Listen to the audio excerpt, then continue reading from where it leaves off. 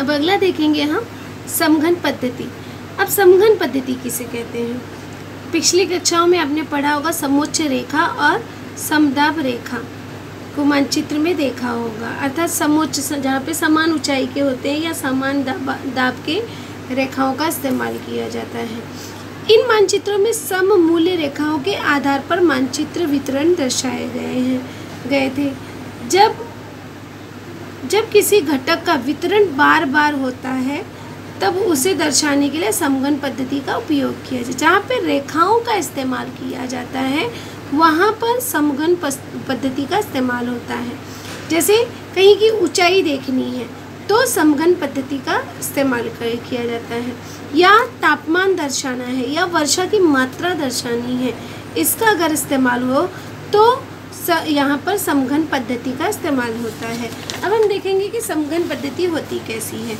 ये रेखाएं जो है, अगर ऐसी रेखा वाली मानचित्र हो तो उसे हम कहते हैं समघन पद्धति। ये चीज़ ध्यान में रखिए, एकदम क्लियर है आपको कि जहाँ पर ऐसी रेखाओं का इस्तेमाल किया जाएगा वह आपका होगा समघन मानचित्र। जब भी आपको मानचित्र पठन के क्वेश्चन में पूछा जाए कि इसमें कौन सी पद्धति का इस्तेमाल किया गया है, तो जब ऐसी रेखाएं दिखे तो आप आसानी से वहाँ पर लिख सकते हो कि यहाँ पर समघन पद्धति का इस्तेमाल किया गया है।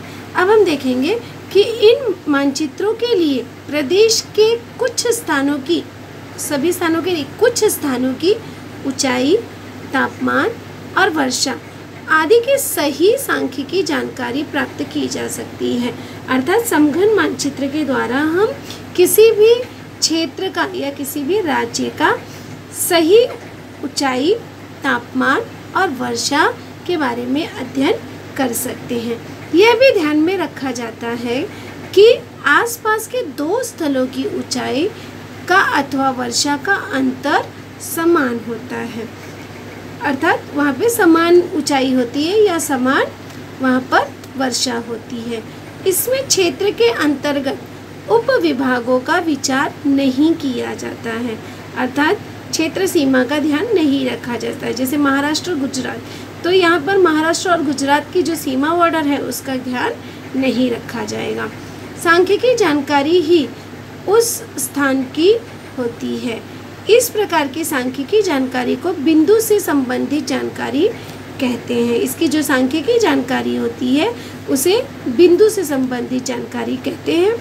इस प्रकार की जानकारी के आधार पर निम्न चरणों का उपयोग करके समघन मानचित्र तैयार किया जाता है। हम देखेंगे कि समघन मानचित्र कैसे तैयार करते हैं। तो समघन मानचित्र तैयार करने के लिए मानचित्र में संबंधित स्थानों पर चरों का मतलब संख्याओं का मूल्य लिखा जाता है। जो भी संख्या होगी वह लिखा जाएगा। जैसे 400, 500, 600, जैसे यहाँ पर आप देखोगे तो कहीं 800 लिखा है, कहीं 900, कहीं पे 1200, तो संख्या का उपयोग किया गया है। इस पद्धति में जितने अधिक स्थानों का मूल्य ज्ञात होगा उतना वितरण का अनुबंध अधिक निर्दोष बनाया जा सकता है, अर्थात उसे सही बनाया जा सकता है। समघन मानचित्र तैयार करते समय घटकों का अधिकतम और न्यूनतम मूल्य ध्यान में रखते हुए उसका वर्गांतर निश्चित किया जाता है। वर्ग का अंतर वह जो है निकाला जाता है, जो आप मैथ्स में निकालते हो वर्गांतर, तो कितना अंतर है वह निकाला जाता है। लेकिन उसके लिए हमें चाहिए कि अधिक मूल्य क्या है और कम निम्न मूल्य क्या है, जो रेखाओं के बीच की दूरी निश्चित करता है, अर्थात कितनी दूरी उसकी होनी चाहिए। निर्धारित वर्गांतर के लिए रेखाएं खींची जाती हैं जिसमें सममूल्य स्थानों को रेखाओं से जोड़ा जाता है, अर्थात जहाँ पे समान मूल्य होता है, सममूल्य मतलब जहाँ पर सामान्य मूल्य होता है उन रेखाओं को एक स्थान पर जोड़ा जाता है। इस प्रकार तैयार किए गए मानचित्र के आधार पर निम्न निष्कर्ष निकाले जाते हैं। जैसे सममूल रेखाएं पास पास हो तो घटकों का परिवर्तन अधिक तथा एक दूसरे से दूर हो तो परिवर्तन मंद होता है, अर्थात जब ये रेखाएं एक दूसरे के नज़दीक होती हैं तो यहाँ पे दर्शाता है कि परिवर्तन अधिक है, और अगर एक दूसरे से वह दूर हो तो परिवर्तन हल्की से हो रहा है, कम गति से हो रहा है।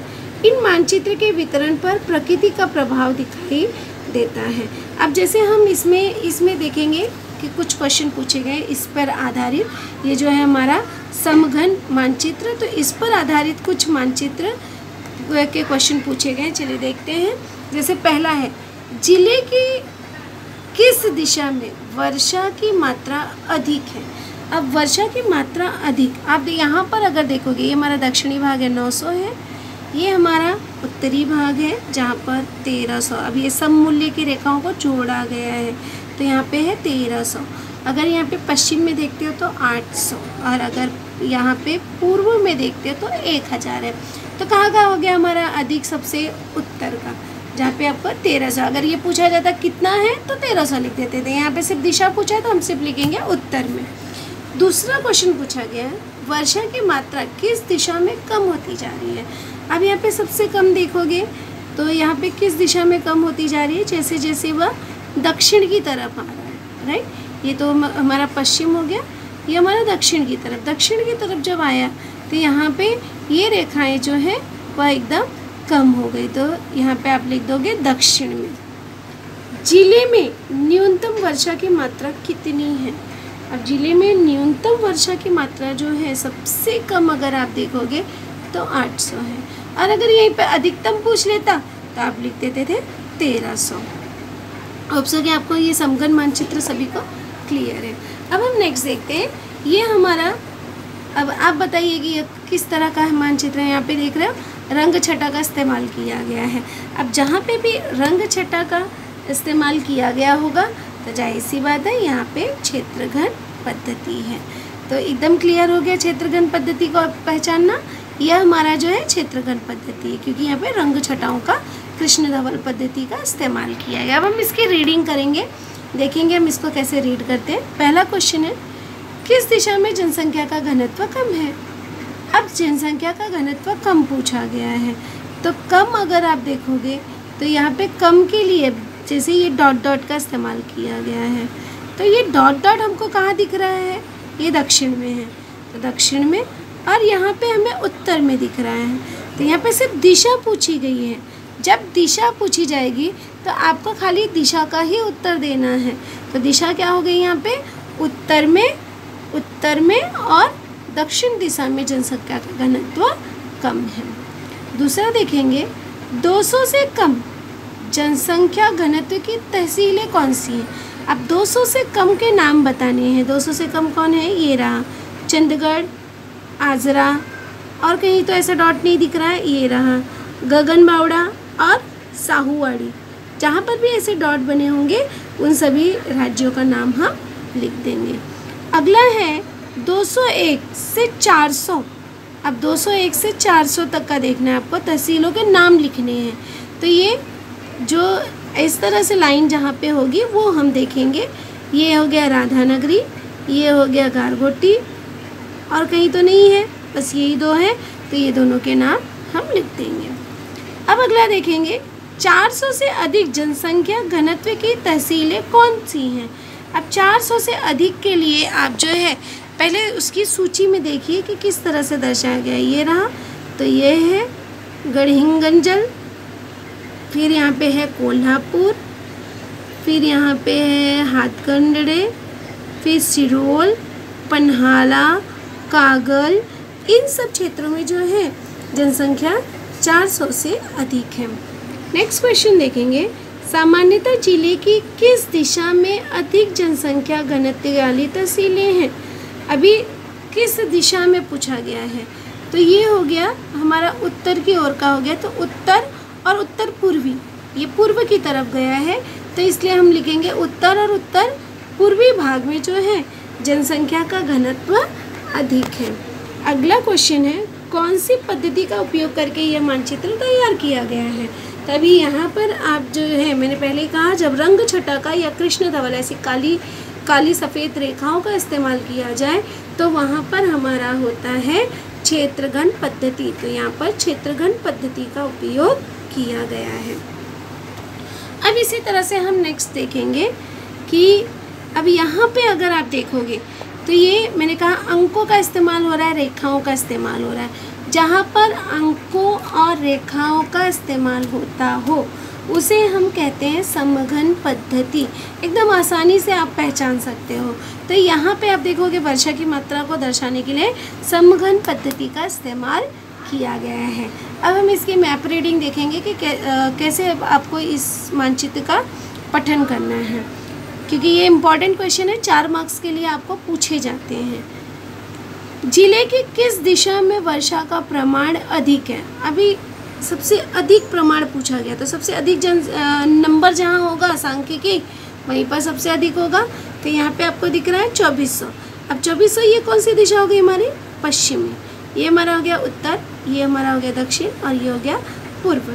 तो आसानी से हम लिख देंगे कि पश्चिमी दिशा में जो है वर्षा का प्रमाण अधिक है।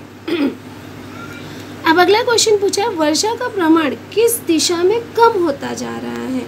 अब आप देख रहे हो यहाँ पे 2400 है, फिर 1800 है, फिर 1200, फिर 600, अर्थात पूर्व में जो है वर्षा का प्रमाण कम होता जा रहा है। जिले में कम वर्षा का क्षेत्र कौन सा है? तो अभी कम वर्षा का क्षेत्र कौन सा है? सबसे कम ये पूर्व का भाग। तो यहाँ पे हम लोग लिख देंगे कि पूर्वी भाग जो है वह सबसे कम वर्षा का क्षेत्र है। जिले में अधिक वर्षा का क्षेत्र कौन सा है? तो जिले में अधिक वर्षा का क्षेत्र पश्चिमी भाग है। अगला क्वेश्चन है कौन सी पद्धति का उपयोग किया गया है? एकदम आसान है कि यहाँ पर जो है समघन पद्धति का उपयोग किया गया है।